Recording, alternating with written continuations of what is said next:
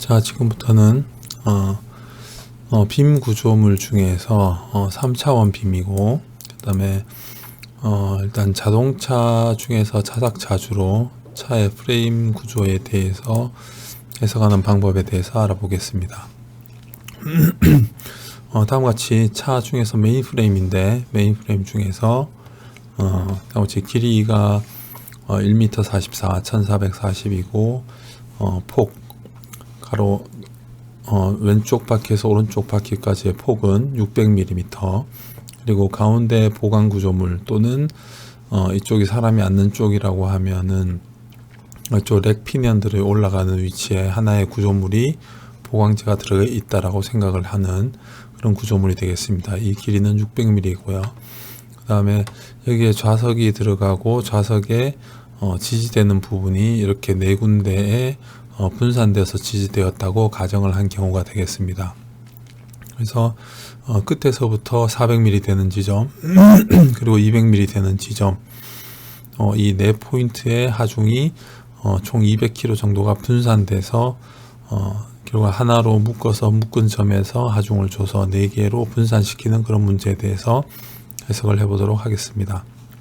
그리고 중력을 포함해서 차체 무게를 같이 고려를 해서 해보겠습니다. 그리고 경계 조건은 이쪽 네 군데 쪽에 한쪽은 핀으로 완전히 고정을 하고 다른 쪽은 사이드 쪽은 딸려 들어오고 이쪽 뒷부분도 딸려 들어올 수 있도록 밀려서 들어올 수 있도록 어느 정도 핀에서 자유도를 조금 바꿔주는 형태가 되겠습니다.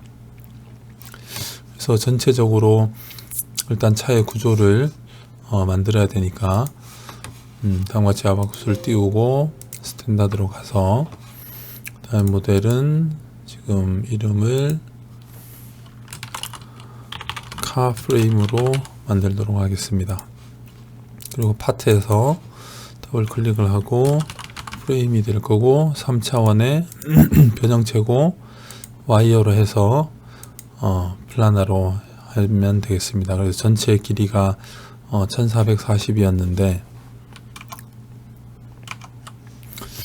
이 구조를 보면 이 평면에다가 이 평면 전체에다가 그림을 그려서 빔이니까 따로 밀어낼 필요 없이 그대로 구조를 이렇게 그리면 되겠습니다. 그래서 대략적인 사이즈는 보면 한 2000 정도로 일단 해보고요. 그래서 이렇게 구조를 했을 때 거리를 대략 사각형을 이렇게 그리고 치수로는 이 부분이 1440 그리고 이 부분이 600 될 거고, 만약에 가운데 센터에다 맞추고 싶으면 여기에 있는 가상선을 이용을 해서 가상선을 찍어서 수평으로 찍어서 수직으로 놓은 다음에 치수선을 이용을 해서 여기서부터 여기까지가 절반이 되는 300 절반이 되는 300으로 넣고요. 여러분 이제 선이 잘못돼서 옮겨가니까 취소를 하고 이 선들을 고정을 시켜줘야 됩니다. 그래서 픽스를 하고 클릭 던, 다음에 픽스를 하고 클릭 던 이렇게 해주면 이 중심선은 이제 구속되어서 움직이지 않습니다. 치수선으로 이 점부터 이 점까지를 300 하면 옮겨질 거고, 이 점에서부터 이 점까지 거리도 1440의 절반 나누기를 넣어주면 됩니다. 그리고 또 하나 부분이 이 위치를 조금 옮기도록 하겠습니다. 잡아서 조금 옮기고요. 그리고 또 하나의 가장 중간 보강재가 들어가 있는 부분이 지금 여기서부터 600만큼 떨어진 곳이니까 선을 하나를 그리도록 하겠습니다. 그리고 치수선을 이용을 해서 여기서부터 여기까지가 600으로 넣겠습니다. 이렇게 된 모델링인 자체 모델링은 끝이 났고요. 가운데 휠 버튼을 누르고 턴을 해주면 얘는 지금 3차원으로 띄보면 다음같이 나오게 됩니다. 지금 보면 XY 평면에 그렸기 때문에 다음같이 옆쪽으로 보이게 되고요. 그 다음에 여기에서 실제로 어셈블리 했을 때는 차량 좌표를 좀 따라서 해보려면 이쪽이 휠 쪽 왼쪽 휠, 이쪽이 오른쪽 휠이라고 생각하면 지금 평면상으로는 지금 전체로 이 그림상으로 보면 XG 평면에다 놓고 Y 방향으로 올려주면 이 그림상으로는 조금 더 우리가 이해하기 쉽도록 만들 수가 있습니다. 그래서 무슨 이야기냐면 지금은 이렇게 보이지만 이거를 옮겨서 다음과 같이 우리가 직접 볼 때 이런 모양이 되도록 만들도록 하겠습니다. 자, 일단 여기서 모델링은 이렇게 끝났고요. 그 다음에 지금 이 두 부분 여기 400 여기서 보면 400 인포인트와 200 인포인트를 이렇게 잘라줘야 됩니다. 그래서 파티셔닝을 해주면 되니까 여기에서 일단 파티셔닝을 하겠습니다. 크리에이트 파티션을 하고 그래서 지금 엣지를 자르면 되는데 여기서 다른 것보다 이런 것들은 파라미터 몇 대 몇 파라미터를 넣는 거기 때문에 그것보다는 데이터 플레인을 이용해서 자르는 게 조금 더 편합니다. 그래서 지금 YG 평면상의 평면을 그려 보겠습니다. 데이터 플레인은 우리가 쓰고자 하는 이 안에서 가상의 우리가 쓰는 평면을 만드는 거기 때문에 이건 점을 만드는 거, 축을 만드는 거, 그리고 평면을 만드는 게 됩니다. 그래서 평면을 만드는 여러 가지 방법들 중에서 여기 있는 주된 프린시팔 플레인, 요 XY 평면이나 XG 평면이나 YG 평면을 사용을 해서 만드는 게 되겠습니다.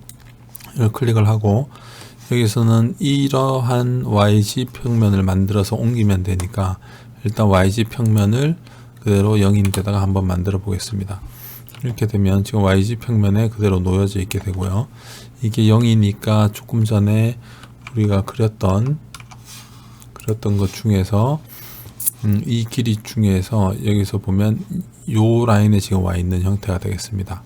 그래서 우리가 여기에서 넘겨서 400까지 가려면 좀 보면 위치로 보면 1440의 절반에서 720 여기서부터 여기가 720인데 여기서 400까지 와야 되니까 가운데 있는 평면을 320을 옮겨주면 됩니다.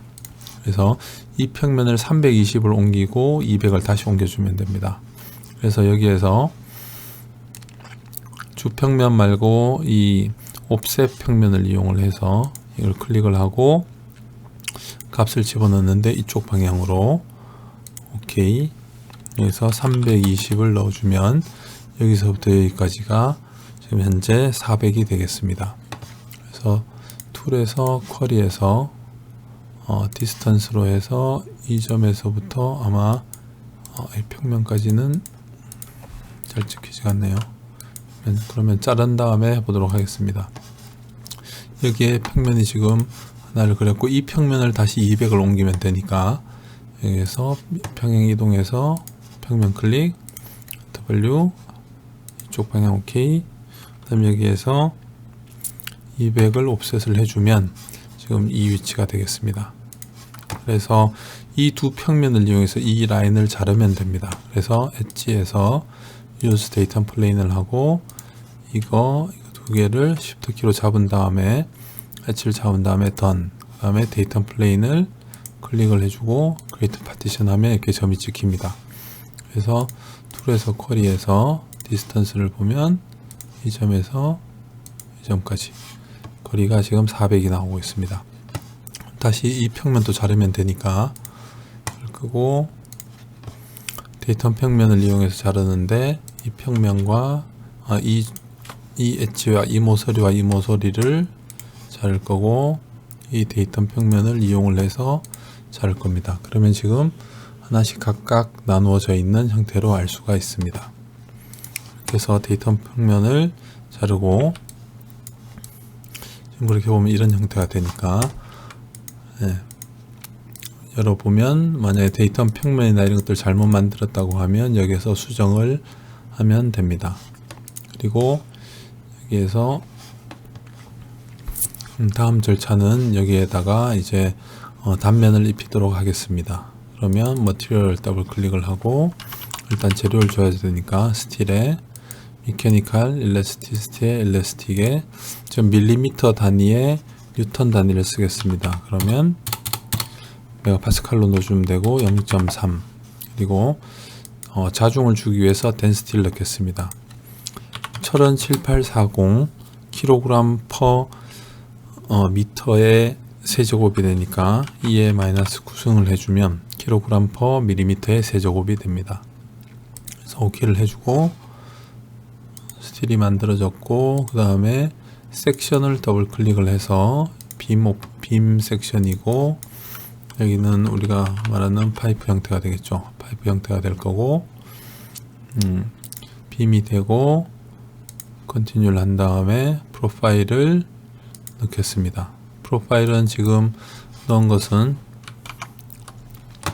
지금 보통 사용하고 있는 것은 다음과 같습니다. 사각관이 되고요. 사각관에서 지금 폭이 40, 그 다음에 높이가 20, 그리고 두께가 각각의 2짜리로 유니폼한 경우가 되겠습니다. 그래서 프로파일을 이렇게 넣어주면 되니까 여기서 렉탱귤라, 지금은 이제 박스 모양이 될 거고, 컨티뉴를 하면 나와서 이것이 40mm, 높이 20mm, 두께 2, 그 다음에 OK를 합니다. 이렇게 된 다음에 나머지 스틸로 되어 있는 거 확인하고 컨티뉴를 하면 프로파일과 M 섹션이 다 나왔는데, 여기서는 이름을 필요하면 바꿔서 지금 박스라고 이야기를 해 놓겠습니다. 오케이. 섹션 어사인먼트에서 전체를 잡아서 done 해주고 파이프로 잡고 OK. 그래서 그 다음에 빔에서는 항상 지금 이 방향을 잡아줘야 되죠. 빔 섹션, 빔의 오리엔테이션을 잡아줘야 되는데, 클릭을 하고 전체를 잡아서 done 해주면 길이 방향으로 나오고, 그러면 나머지 이게 탄젠셜 방향이니까 나머지 N1 디렉션을 플러스 G축이 아닌 마이너스 G축으로 보내겠습니다. 그럼 00 마이너스 1을 넣어주면 됩니다. 그럼 전체적으로 마이너스 1이 아래쪽으로 가고 2번들이 이렇게 쭉 생기게 됩니다.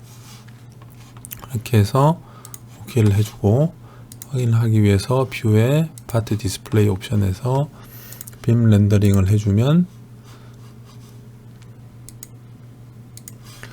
OK를 해주면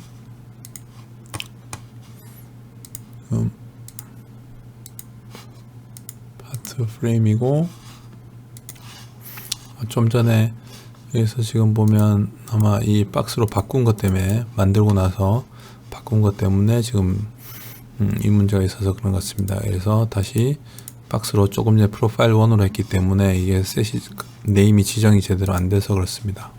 그래서 이렇게 지정을 해주면 지금 다음과 같이 이렇게 세워진 형태로 나옵니다. 지금 N1을 아래쪽으로 했기 때문에, 지금 N1을 G축에 마이너스 G축으로 했기 때문에, 지금 이 프로파일 단면에서 보면 지금 이쪽이 1번 축이기 때문에 1번 아래쪽으로 지금 세워진 형태의 프레임으로 나와 있습니다.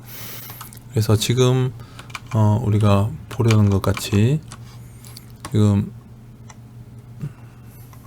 보려는 것 같이 이렇게 누워져 있는 형태로 만들기 위해서는 N1의 방향을 바꾸던가, 아니면 이 전체 단면에 N1, N2를 바꿔주면 됩니다. 그래서 이거를 20으로 하고 40으로 해서 OK를 해서 바꾸는 방법이 하나가 있고요. 이렇게 좀 전체적으로 이제 단면의 방향, 모양이 서 있는 방향을 바꿔서 전체를 바꾸는 방법이 되겠고, 또 하나의 방법은 만약에 이것을 그대로 40과 20이 주어져 있으면 전체 빔의 N1 디렉션을 다시 새롭게 잡아주면 됩니다. 그렇게 새롭게 잡아주려면 지금 이렇게 서 있는 부분은 N1이 이쪽 편으로 가야지만, 플러스 Y축으로 가야지만 이쪽으로 서 있는 부분들은 모양이 만들어질 거고, 이쪽으로 서 있는 부분은 플러스 X축으로 만들어야 됩니다. 그래서 결과적으로 빔 오리엔테이션을 방향에 따라서 바꾸어서 주면 됩니다. 그래서 이거 하고 이렇게 가로로 서 있는 부분하고 세로로 서 있는 부분을 다르게 줘야 되는데, 가로로 서 있는 부분을 잡아서 N1이 지금 G축이 아니고 Y축으로 만들어주면, 1,0으로 만들어주면, 이 부분을 OK를 해주면 이쪽 빔은 눕게 됩니다. 그러면 이 나머지 세로 3개의 부분은 다시 잡아서, 이것만 다시 잡아서 던 한 다음에 이쪽 부분은 N1이 플러스 X축 쪽으로 오게 되면 우리가 바라보는 쪽으로서 누워서 서게 되죠. 그러니까 플러스 X축을 주면 되니까 1,0,0을 넣어주면 오케이를 해주면 N1대로 이렇게 돌아가게 됩니다. 그래서 사각형 또는 서로 다른 단면들이 들어가 있을 때는 이렇게 각각 지정을 해줘야 됩니다. 근데 우리가 전체를 이렇게 해서 지금 전체를 지정했을 때 똑같이 쓰지 못하는 거는 우리가 N1 방향은 전체를 잡았을 때는 전체의 이 탄젠셜 방향과는 무관한 방향으로 N1을 잡아야 됩니다. 그래서 전체를 잡아서 전체를 N1으로 이쪽 방향 Y축 방향으로 쓰게 되면 이 나머지 세 개는 빔의 진행 방향하고 같은 방향으로 N1이 놓이기 때문에 그럴 경우에는 에러가 나게 됩니다. 그래서 평면에서는 평면의 바깥쪽으로 잡는 것이 가장 쉬운 방법이고, 그게 아니면 빔이 서 있는 방향에 맞추어서 각각을 지정을 해주면 됩니다. 그래서 다음과 같이 빔 형상을 이제 만들었고요. 그러면 세워보면 이렇게 보이겠죠. 그 다음에 일단 셋을 한번 잡아보도록 하겠습니다. 어차피 줄 부분이니까 이쪽이 왼쪽 부분, 이쪽이 오른쪽 부분, 이게 지금 이렇게 돌아갈 겁니다. 이게 지금 이렇게 돌릴 겁니다. 이따가 그렇게 되니까 아니면 플러스 G축 쪽을 우리가 보이게 오기 위해서는 이쪽으로 돌릴 겁니다. 이런 식으로 여기에서부터 뒤쪽으로 이렇게 눕게 되면 플러스 G축이 위쪽으로 올라오겠죠. 그럼 이 상태에서 이쪽이 왼쪽 앞, 왼쪽 뒤, 오른쪽 앞, 오른쪽 뒤로 잡아주면 됩니다. 그래서 셋에서 프론트에 레프트 핸드, 프론트 부분에 왼쪽 사이드니까 컨티뉴를 하고 이 끝에 노드점을 하나를 잡아줍니다. 이렇게 그 다음에 프론트에 라이트 쪽, 오른쪽을 해서 돌을 잡고 턴을 합니다. 그리고 리어의 뒤쪽 부분에 LHS라고 해서 턴한 다음에 이 포인트를 찍어줍니다. 그리고 리어의 RHS로 해서 오른쪽 사이드에 대해서 이 점을 클릭을 해서 턴을 해줍니다. 그럼 전체적으로 우리가 핀으로 잡을 부분이 정해지는 거고, 그 다음에 여기 하중 줄 부분들을 또 하나로 묶겠습니다. 그래서 여기에서는 이제 로드셋을 잡는다고 하면 컨티뉴를 하고, 여기가 아니고 이 포인트 시프트로 해서 포인트 해서 시프트로 잡아서 포인트 해서 시프트로 잡아서 포인트, 이 네 점이 일단 나중에 하나로 묶일 건데 미리 셋으로 잡아두도록 하겠습니다. 이렇게 되고 나면 이제 메쉬를 자르면 됩니다. 메쉬에서는 사이즈는 메쉬 컨트롤을 보면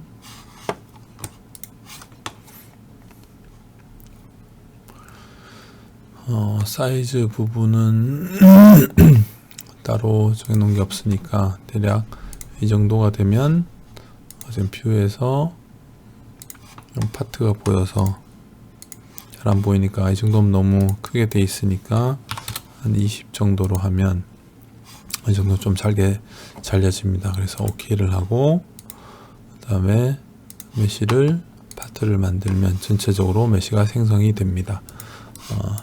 요소의 종류를 보면 B31 모델 3차원의 리니어 모델이 될 거고요.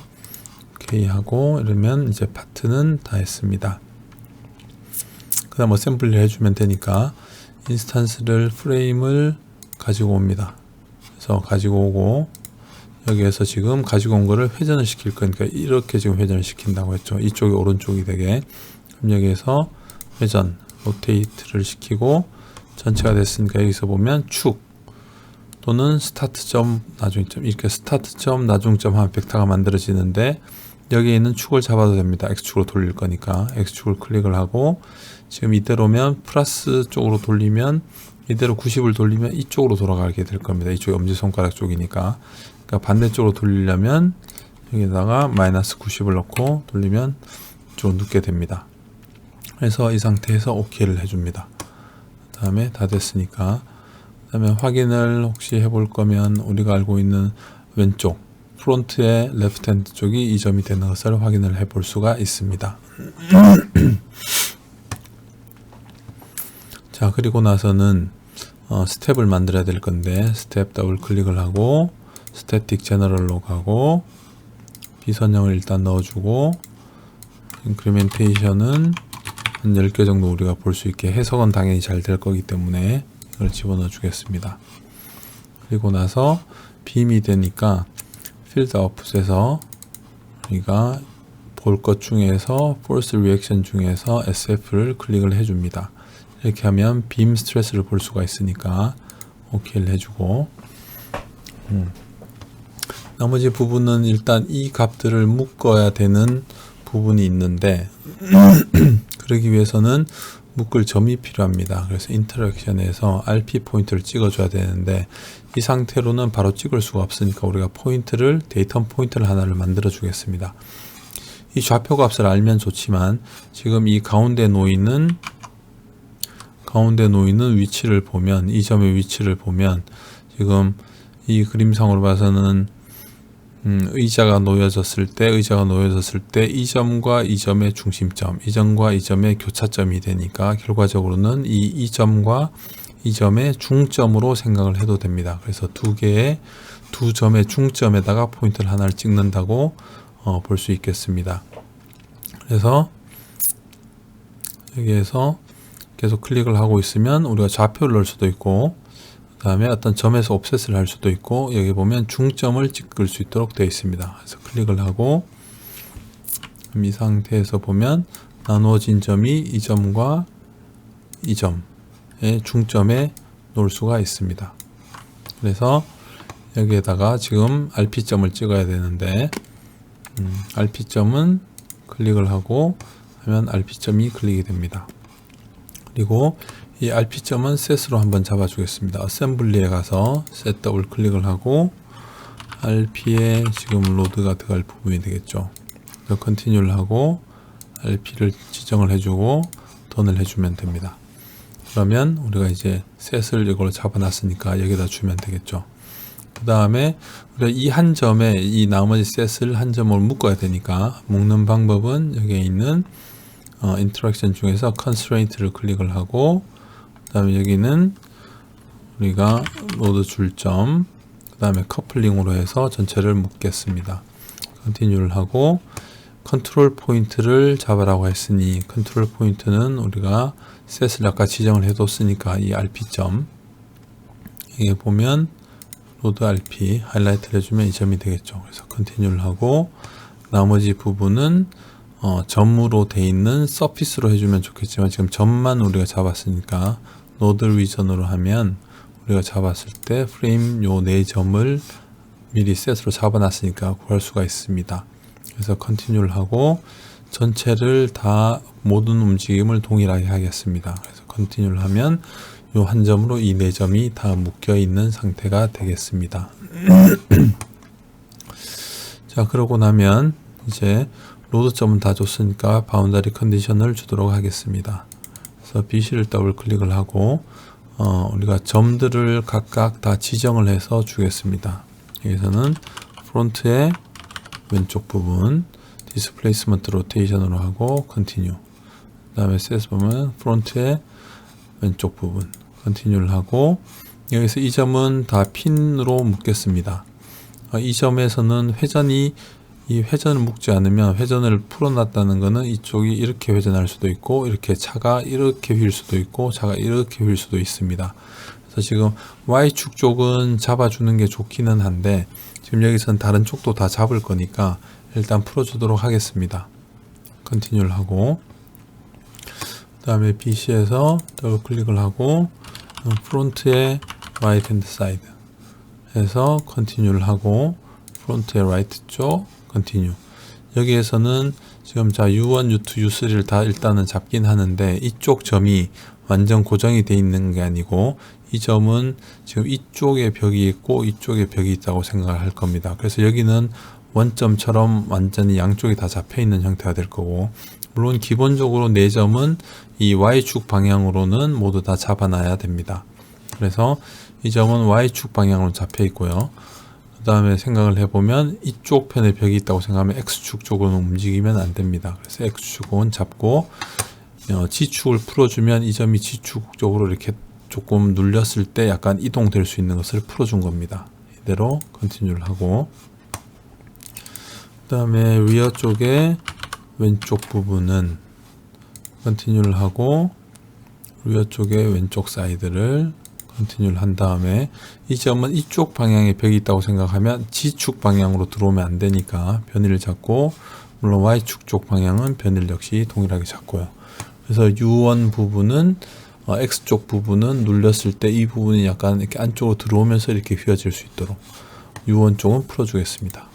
컨티뉴를 하고, 그 다음에 그러면 이쪽 벽과 이쪽 벽이 있으니까 이쪽은 완전히 이쪽 편 X쪽 축 쪽이나 G축 쪽으로는 자유롭게 풀려 있어야 되겠죠.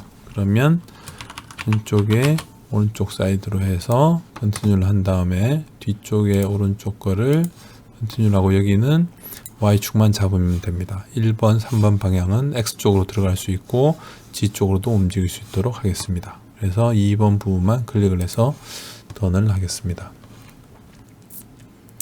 이렇게 하고 나면 이제 로드를 주면 되는데, 이 로드에다가 주는 값은 지금 뉴턴 단위로 지금 concentrated force를 주겠습니다. 그래서 컨티뉴를 하고 RP 로드점에다가 지금 보면 방향으로 보면 플러스 Y 쪽이니까 마이너스 Y 쪽으로 지금 누르도록 하겠습니다. 그래서 마이너스에 200kg니까 곱하기 9.81을 하면 뉴턴 단위가 되겠죠. 힘은 뉴턴 단위로 넣는다고 했으니까. 그래서 OK를 해주면 아래쪽으로 누르는 방향으로 나오게 됩니다.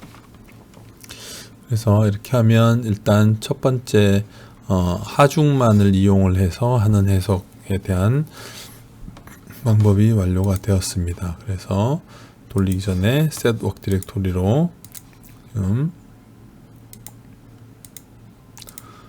저장을 하도록 하겠습니다. 그래서 여기에서 car frame이라고 두고 OK를 한 다음에 보면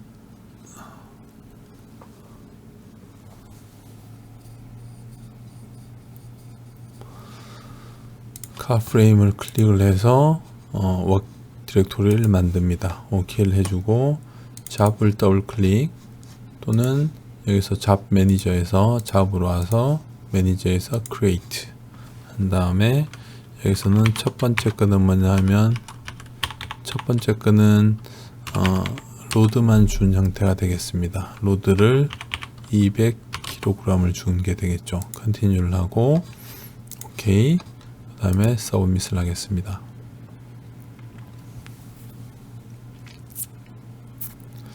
이렇게 서브밋을 하면 해석이 완전히 다 진행된 걸 알 수 있고요. 모니터로 보면 여기서 보면 차례대로 0.1 단위로 잘 풀고 있습니다. 이 문제 같은 게 어려울 게 없으니까. 이렇게 해서 리절트를 보고 이걸 보면 지금 여기서 mySS 값이 나와 있고, 이거를 우리가 빔 스트레스로 보기 위해서는 여기서 빔 프로파일을 렌더링을 해주고, 이렇게 보면 이제 빔 하나의 한 값으로만 지금 바텀의 라이트 코너만 지금 보여주도록 되어 있는데, 이것을 빔 스트레스로 보여주면 이렇게 전체적으로 위아래쪽으로 응력들이 걸리는 것을 알 수가 있습니다. 그래서 지금 빔 스트레스 중에서 mySS 값, S11 값, S12 전단도 구할 수가 있습니다. 그래서 합쳐져 있는 걸로는 mySS 값으로 볼 수가 있겠는데, 지금 여기 200kg 정도를 눌렀을 때 빔에 걸리는 최대 응력이 유효 응력이라고 볼 수 있겠죠. 본 mySS 스트레스가 놔두니까 146메가파스칼 정도가 걸리게 됩니다. 지금 이대로 보면 이 프레임만으로 전체 하중을 버티게 됐을 때 지금 146메가파스칼이 나온다는 이야기를 하고 있습니다.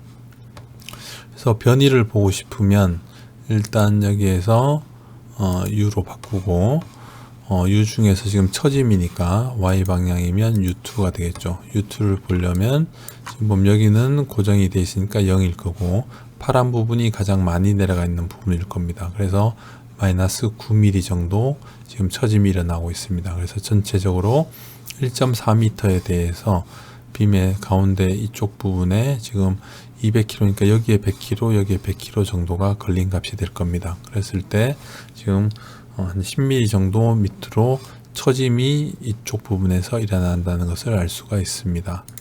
그래서 여기서 빔 렌더링을 없애고 여기에서 밑에 있는 심볼로 보게 되면 심볼로 처짐이 일어나는 것을 이렇게 확인을 할 수가 있죠. 이렇게 확인을 하고 전체적으로 지금 보면 이 정도로 지금 눌리는 게 보이는 거고요.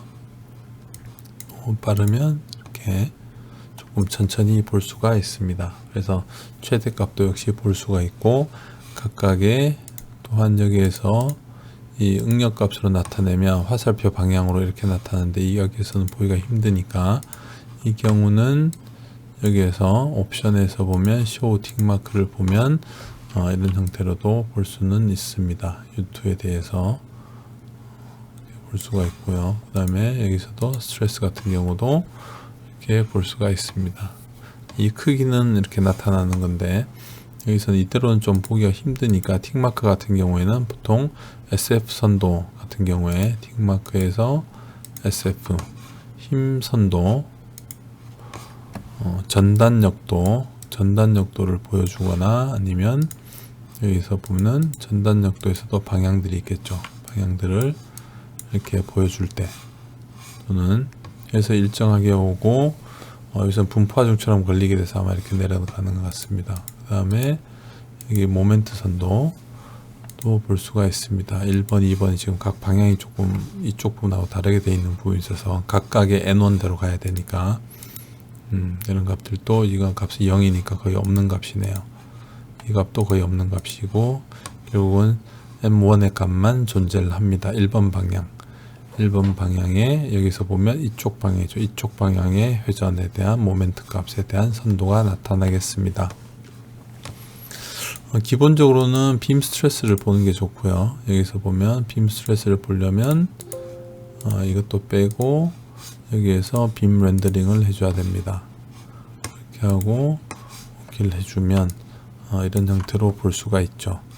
다음에는 두 번째는 여기에서 지금 이 모델에서 지금 자중 해석을 한번 해보도록 하겠습니다. 그래서 이 모델을 카피를 하고 여기서는 그래비티만 넣도록 해보겠습니다. 그래서 그래비티로 가서 복사를 했으니까 이 중에서 로드에서 보면 이 로드는 실제로 힘을 준 거니까 이 부분만 일단은 서프레스를 하겠습니다. 그러면 힘은 부과되지 않았고요. 여기에서 우리가 그래비티를 줄 수가 있습니다. 여기서 보면 그래비티가 있고요. 그래비티를 클릭을 하고 컨티뉴를 해주면 기본적으로 전체 모델이 나옵니다. 전체 모델이 되고 지금 Y 방향 Y의 마이너스 Y 방향 쪽으로 중력장이 걸리는 것을 지금 주면 되겠죠. 근데 여기에서 중력장의 값은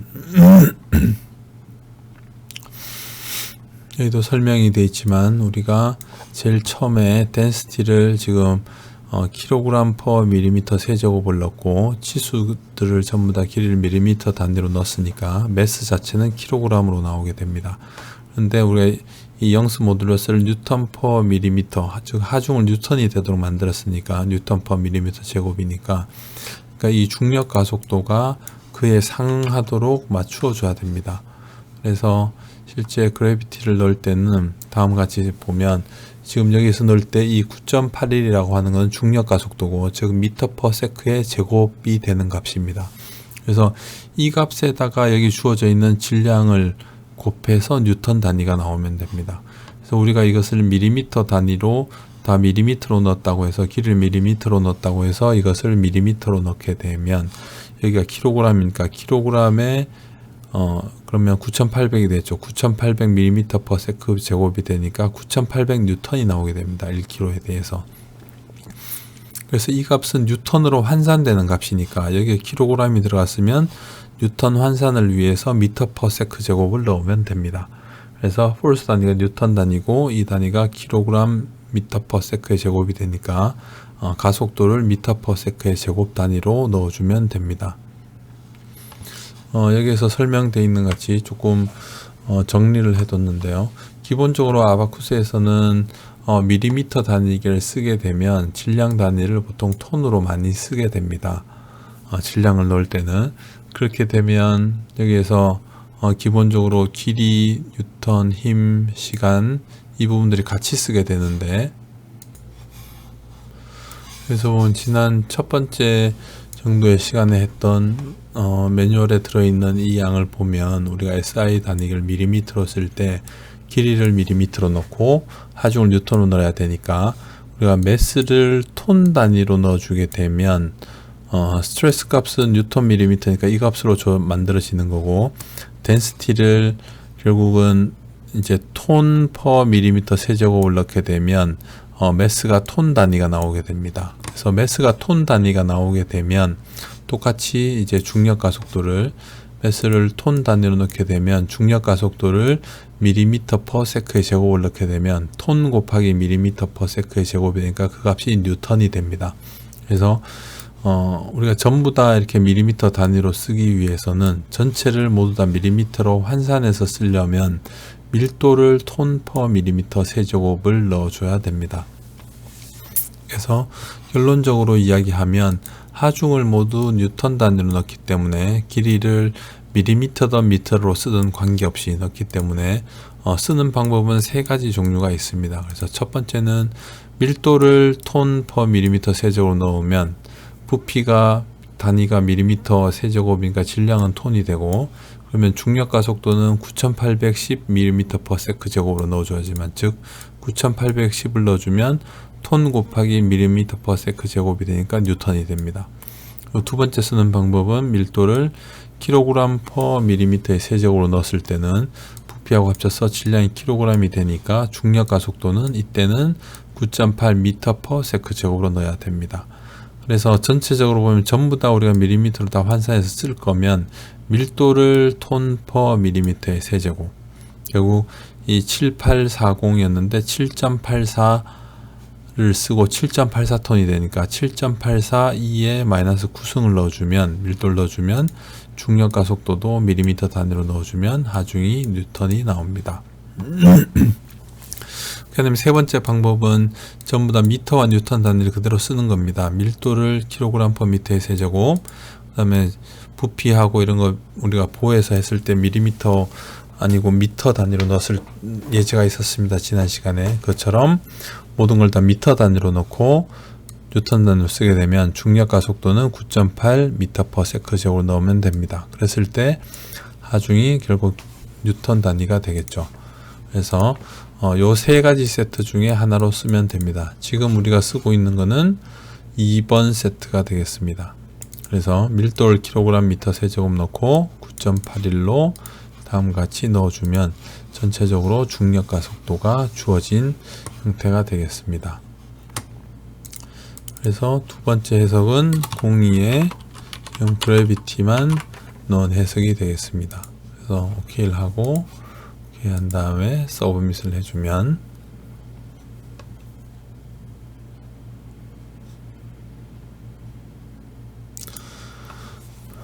리절트를 보면, 지금 보면 빔 스트레스를 보면 우리가 조금 전에 142메가파스칼 정도가 나왔었는데 여기에서는 4메가파스칼 정도가 나옵니다. 결과적으로 하중을 주지 않고 그대로 중력장 내에서만 뒀을 때는 4메가파스칼 정도밖에 올라가지 않으니까 전체로 보면 조금 전에 힘 줬던 거에 비해서 지금 한 3% 정도밖에 들어가지 않습니다. 그래서 이 경우는 어떻게 보면 이렇게만 풀 때는 중력장에 대한 부분은 지금 한 3% 정도, 3% 들어가니까 크게 고려를 안 할 수도 있습니다. 만약에 같이 고려를 한다라고 하면 같이 주면 되고요. 여기서 일단은 U도 한번 보겠습니다. U2를 보면 지금 조금 전에 한 10mm 정도였는데 중력장으로만 보면 0.39mm가 됩니다. 0.39mm가 되고 이거를 9.9로 나눠주면 이 경우도 한 4% 정도 추가가 되는 형태가 되겠습니다. 그래서 두 개를 같이 섞어서, 혹시 같이 섞어서 푼다라고 하면 이것을 카피 모델에 해서 여기다가 풀로 다 주면 되겠죠. 그래서 풀로 다 줬을 때는 여기에서 로드로 와서 조금 전에 서프레스 했던 것을 리줌을 해주면 됩니다. 리줌을 해주면 전체가 같이 이 하중도 걸리고 중력장도 같이 걸리는 형태가 될 겁니다. 이렇게 해서 03번으로 해서 이 풀로 다 푼 모델이 되겠죠. 그래서 OK를 해주면 서브밋을 하고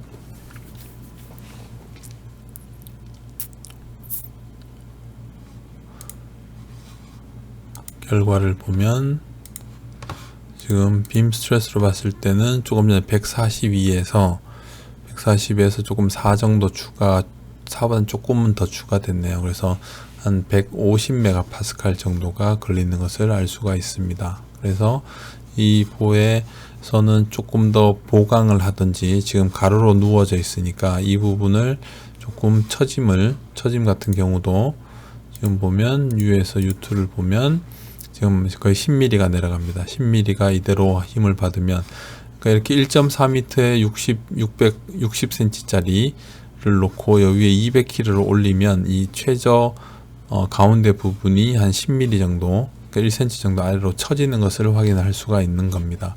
그래서 이것을 만약에 모델을 바꿔서 지금 있는 이 프레임을 세로로 세운다라고 하면, 여기서 카피 모델로 이제 약간의 파라미터 스타디를 할 수가 있는 거죠. 이렇게 해서 이거를 버티칼로 해서 만약에 단면을 바꾼다 라고 하면, 전체 풀에서 단면을 바꾸는 거는 우리가 여기서 프로파일로 돼 있으니까 여기 있던 박스 프로파일이 지금 40에 20이니까 이것을 바꾸면 됩니다. 그러기 위해서는 그냥 있던 거를 그대로 둘 때는 카피를 해서 박스에 지금 버티칼로 바꾸고요. 박스의 버티칼은 20에 이 값이 40이 되면 새로 세워진 형태가 되겠죠. 그 다음에 섹션에서는 이 부분을 버티칼로 바꿔주면 전체적으로 세워져 있는 모양이 될 겁니다. 그래서 디스플레이 옵션에서 렌더링을 해주면 지금 이렇게 세워져 있는 박스 형태가 나오죠.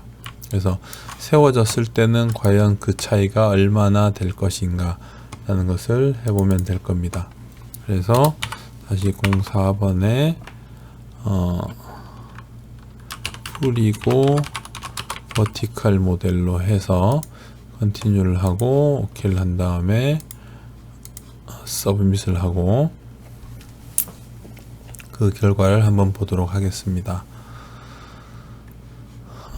리절트를 보면 여기선 세워져 있으니까 지금 이렇게 보면 본마이세스 응력을 지금 빔 스트레스로 보면 지금 세워지는 순간에 지금 본마이세스 응력이 지금 96.7, 결국 100메가파스칼 안쪽으로 떨어집니다. 조금 전에 150메가파스칼이었는데 지금 100메가파스칼이 되니까 지금 3분의 2 수준으로 떨어지게 되겠죠. 그 값은 당연히 이 서있던 보의 I 값에 의한 차이가 되겠습니다. 그래서 조금 전과 같이 140을 그대로 한다라고 하면 이 I 값을 바꾸어서 만약에 한 개 기준이 되는 허용 응력 값이 그 값이 조금 더 커야 되니까 한 2배 정도라고 해서 한 300메가파스칼 정도의 소성 변형이 일어난다라고 하면 지금 조금 전에는 150 정도였으니까 안전율이 2가 나왔다라고 하면 지금 이 경우는 안전율이 한 3 정도가 나오게 됩니다. 결국 세워주면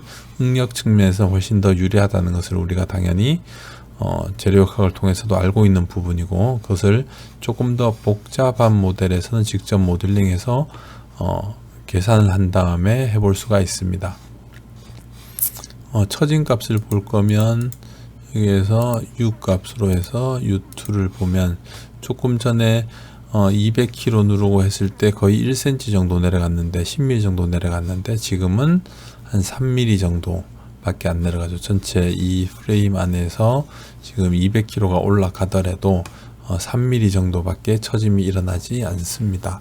그래서 이렇게 되면 우리가 조금 전 같은 경우에는 조금 더 보강이 필요한 상태였는데 지금 이 경우로 보면 크게 보강 없이 쓸 수 있는 형태가 될 겁니다. 그래서 가운데 이런 부분도 이제 이런 형태의 보강이 될 거냐 라는 부분 또 고민을 해볼 수가 있겠죠. 물론 이쪽 부분이 보강이 들어가는 건 좋을 거고요. 만약에 이 부분에 보강이 없다라고 하면 어떻게 될 것이냐 하는 것도 우리가 해볼 수가 있을 겁니다. 그럴 경우에는 우리가 여기서 모델로 가서 카풀 벌티컬을 다시 카피를 한 다음에 여기에서 지금 가운데 부분이 없다라고 합시다. 그래서 이렇게 바꾸면 이 경우는 우리가 파트에서 모델링 부분을 다시 가야 되겠죠. 파트에서 보면 여기에서 와이어 부분에서 지금 이 부분이 없어야 됩니다. 그래서 이 부분을 없앤다라고 하면 우리가 이런 방식도 지금 가능합니다. 지금 이 버튼은 뭐냐 하면 지금 있던 거를 컨스트럭션으로 이렇게 가상선으로 바꾸어 주는 겁니다. 그래서 라인은 있는데 그냥 지워 놓고 나서 나중에 좀 애매할 수가 있을 때는 이렇게 가상선을 쓰는 방법도 하나의 방법입니다. 그래서 가상선을 쓰게 되면 여기에서 제너레이트 하면 지금 이 부분이 없어지는 거죠. 그렇게 되면 지금 많은 부분들이 지금 바뀌게 됩니다. 그래서 이렇게 되면 지금 파트 엣지 나눈 것도, 왜냐하면 이 가운데서부터 시작해서 왔던 부분들까지도 다 지금 없어질 수가 있는 부분이기 때문에 이런 셋들, 이런 부분은 괜찮은데 나머지 로드 이렇게 잘렸던 부분들은 다 사라지게 되는 거죠. 그래서 데이터 플레인까지는 있고, 여기에서 자를 때 지금 다른 부분을 썼으니까 이 부분을 삭제를 하고 다시 여기서 평면을 잘라 주도록 하겠습니다. 엣지에서 데이터 플레인으로 해서 이렇게 보면 이 전체가 하나가 되겠죠. 지금 보면 조금 전엔 두 개였는데 지금은 이 전체가 하나가 되니까, 원래 이게 있을 때는 나누어졌던 보가 되는데 지금은 이 가운데 보강됐던 걸 지워버렸으니까 전체가 하나가 되겠죠. 그래서 이것을 컨트롤하고 실행을 하고 여기를 자르고, 그리고 여기와 여기를 다시 이 평면으로 자릅니다. 이렇게 되면 지금 같은 경우는 좀 많은 부분이 사라져서 조금 다루기가 조금 힘들긴 한데, 이것들은 있고 로드 부분 지금 사라져 있죠. 그럼 로드 부분은 다시 셋을 만들어 줘야 되니까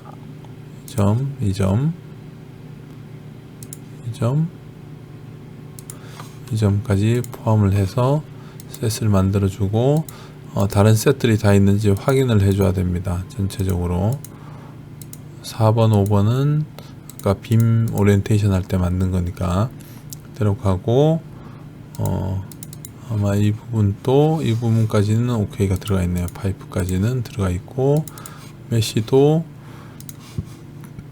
다시 그대로 만들어 주고, 머티리얼 들어가 있고요. 섹션 됐고, 프로파일 됐고, 그 다음에 어셈블리 가지고 왔고, 여기서는 아마 이 부분은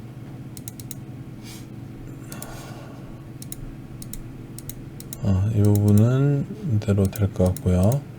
그 다음에 피처에서 데이터 포인트와 이 부분이 사라졌겠죠. 그래서 이 부분을 딜리트하고, 처음 다시 그린 게 나을 것 같기는 한데, 셋의 나머지 부분 들어가 있고, 그 다음에 인터랙션만 가주면 되니까, 인터랙션에서 지금 이 포인트 RP를 찍어야 되는데 이 부분 남아 있으니까 이 점에서 이 점까지 잡아주고, RP점을 여기다 잡아주고, 그 다음에 셋에서 지금 이 RP 로드점을 다시 어사인을 해주면 됩니다. 턴을 해주고, 위치가 지금 이 위치가 아니네요. 그러면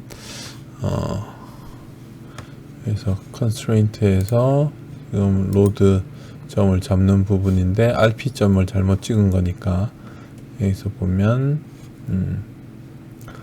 일단 지우도록 하겠습니다. 그럼 RP를 지우면 되니까, RP는 지금 여기에 나와 있는 부분이니까 이 포인트를 지금 바꿔주면 되는데 지금은 바꿀 수가 없으니까 이 값을 딜리트를 하고, 이 포인트를 이대로 보면 여기와 여기 잘린 거니까 이 점과 이 점이네. 이 점과 이 점 사이에다 만들고, RP점을 여기다 클릭, 로드 RP를 이 점을 클릭 done 해주면 여긴 제대로 묶였고, 그 다음에 constraint도 제대로 묶여 있고, 그 다음에 이 로드 값도, 이 로드 값은 여기 rp 로드 그대로 CS 그대로 잡아둔 거니까 그대로 들어가게 될 거고, 그래비티 들어가주고, BC도 다 제대로 포함이 돼 있을 겁니다. 아마 지금 일단 돌려보면 상황을 알 수 있을 거니까. 그래서 create하고 05에 지금 풀에 지금 난 부분이 되겠죠. 하나 프레임을 지워버린 거니까. 이렇게 해서 서밋을 해주면 에러가 없으면 잘 도는 거고요. 아니면 아까 그렇게 이름 바꾸거나 했을 때 한두 부분이 빠진 게 됩니다. 그렇게 해서 리절트를 보면, 여기서 보면 지금 이 가운데 프레임 빼고 전체 외곽 프레임만 본 거죠.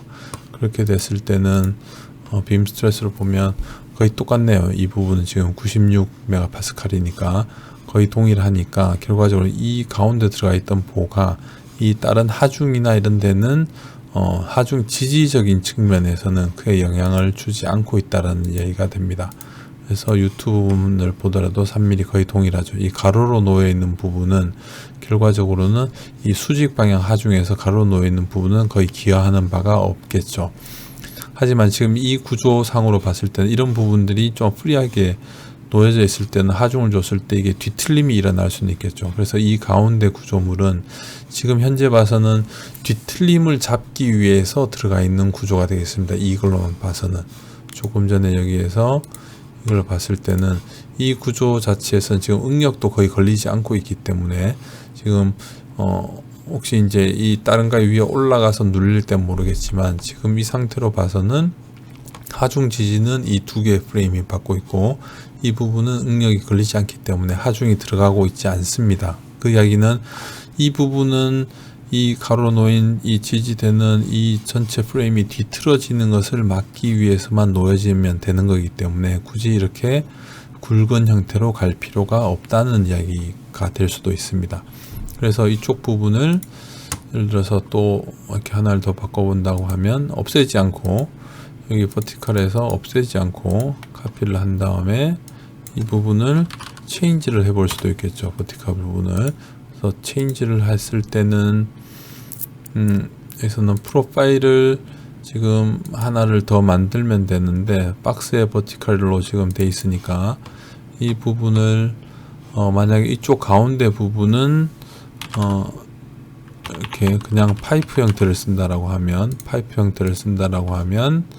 만약에 직경이 반경이 20 반경이 12.5 두께가 만약에 2t 짜리가 있다 라고 하면 여기에서는 우리가 파트에서 지금 보면 이 섹션 어사인먼트 중에서 여기에서 이 부분만 던을 해서 이 부분만 다시 잡겠습니다. 이 부분만 어사인먼트에서 이 부분만 셋도 만들고 던을 하면 여기서 이 부분만 파이프로 바꾸면 됩니다. 그러면 이 부분이 지금 이렇게 되는데 빔 오리엔테이션 또 맞춰주면 파이프로 되어 있네요. 그럼 섹션을 하나를 더 만들어야 되겠네요. 여기가 파이프가 아니고 이제 서큘라라고 이야기를 하고 빔을 넣고 컨티뉴. 그 다음에 여기에서는 프로파일을 파이프로만 OK를 해주고 이 부분은 우리가 더블 클릭해서 파이프가 아니고 서큘라로 이렇게 바꾸게 되면 이 부분만 원형관이 들어가는 형태가 되겠죠. 얇은 이렇게 원형관이 들어가 있는 형태로 바꾸면 나머지 부분은 어차피 오리엔테이션 해줘야 되니까 지금 해줘 있는 상태입니다. 동일하게 돼 있으니까. 다시 보면 G축 방향으로 또는 X축 방향 아까 전에 생각을 해보면 뭐든 관계가 없을 것 같습니다. 이렇게 하면 원형관이 들어가 있는 거고 다른 부분은 다 동일하니까 그대로 잡에서 06에 풀에 서큘라로 우리가 파이프를 바꿔본 형태가 되겠습니다. 이렇게 해서 서밋을 해주고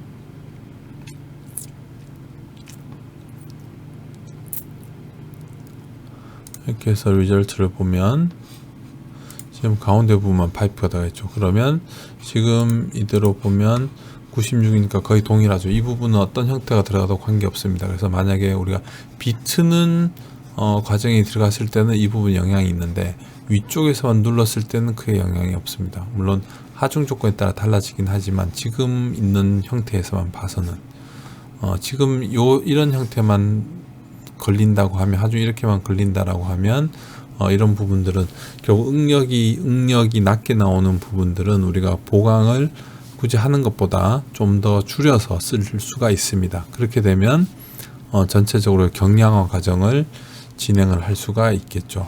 그래서 지금 이대로만 보면 경량화가 예를 들면 어떻게 됐냐 정도를 보면, 지금 버티칼에 있는 데만 생각을 해보면 여기 이제 어셈블리 와서 툴에 쿼리로 가서 메시가 아니고 매스 프로퍼티를 보면 지금 보면 8.22kg이 됩니다. 그리고 여기서 이 모델이 아니고 여기에서 체인지된 이 모델이라고 하면 지금 이 가운데 부분이 원형관으로 바꾼 부분이라고 하면 매스 프로퍼티를 해서 턴을 하면 지금 7.84kg이 됩니다. 지금 이대로만 보면 지금 응력 상태가 저대로만 있다라고 하면 7.84에 나누기 8.22가 되니까 지금 95%입니다. 그러면 한 5% 정도 경량화를 이룬 거하고 똑같습니다. 아까도 얘기했지만 물론 하중 조건이 이렇게 비트림이나 이런 게 들어왔을 때는 이 부분이 실제로 작용을 하게 될 거니까 그때는 또한 다른 부분에 응력까지 다 포함을 해야 되겠죠. 참고로 여기 아무것도 없이 다 지워버린 것도 한번 볼까요? 매스 프로퍼티를 보면 여기 보면 7.17이 되겠죠. 여기서 보면 8.22이고 7.84고 7.11이 됩니다. 이렇게 보면 여기서 예를 들어서 엑셀을 띄워서 이런 값들을 보는 거죠. 그래서 여기서 처음 다 있는 경우는 8.22kg, 이게 지금 중량이 되는 거고, 여기는 풀 모델이고, 다만 여기서 버티칼로 하거나 수평으로 놓은 거는 중량은 똑같죠. 동일 중량의 응력을 낮추는 거니까 이 세워진 게 나은 거고요. 여기서 그 다음에는 얘는 서큘러로 들어가게 되면 이 값이 7.84. 그 다음에 없이, 보강제가 없이 갔을 때 물론 문제가 있겠지만 비중으로 보면 이렇게 하겠습니다. 이렇게 해서 이 비율로만 보면 이게 1인 거고요. 나머지 이거는 이거 나누기 이 값이 되겠죠. 그래서 95% 내리면 87% 정도가 될 거고, 그 다음에 이것만 보면 만약에 없는 거하고 서큘러하고 사이에서는 비율로 보면 지금 이 두 개로 봐서는 한 8.5% 줄이는 게 되는 거고, 풀과 넌의 사이 관계에서는 13% 줄이는 거고, 풀과 서큘러로 바꾸는 거에서는 지금 95점입니다. 95%입니다. 여기다가 예를 들어서 응력, 변위 이런 걸 다 이제 값을 비교를 해줬을 때 같은 응력이나 같은 변위 정도에서 이 비율이 달라진다라고 하면 경량화를 이룬다는 거겠죠. 그래서 이런 방식으로 우리가 이 아바쿠스 해석을 이용을 해서 이렇게 하중을 조금 더 모델을 조금 더 만들면 각 부위별을 얼마만큼 줄일 수 있는지, 전체적으로 줄일 수도 있지만 하중을 받았을 때 부분적으로도 충분히 줄일 수 있다는 것을 알 수가 있습니다. 이렇게 해서 일단 차 프레임 쪽은 이렇게 마치고요. 기본적으로 우리가 지난 시간에 했던 이 중력 가속도에 대한 고려 부분에서 여기서 다시 한 번 더 상기를 시키도록 하겠습니다. 그래서 중력 가속도에서는 질량 단위를 기본적으로는 톤으로 쓰는 게 가장 좋습니다. 그래서 밀리미터, 미터 단위로 쓰게 되면 전혀 문제가 없는데, 그래서 이 한 가지 세트 미터, 뉴턴, 킬로그램, 초, 파스칼, 줄, 밀도가 킬로그램 퍼 미터의 세제곱도가 쓸 때는 그대로 쓰면 됩니다.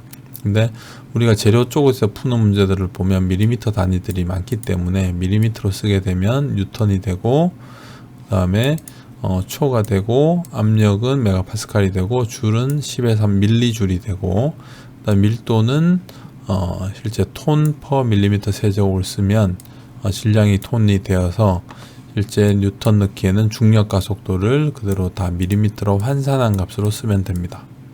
그래서 이 방식이 있고, 그게 아니고 그냥 그대로 좀 쓰려면 조금 환산은 해야 되지만 뉴턴 단위가 들어가도록 중력 가속도를 조정을 해주면 됩니다.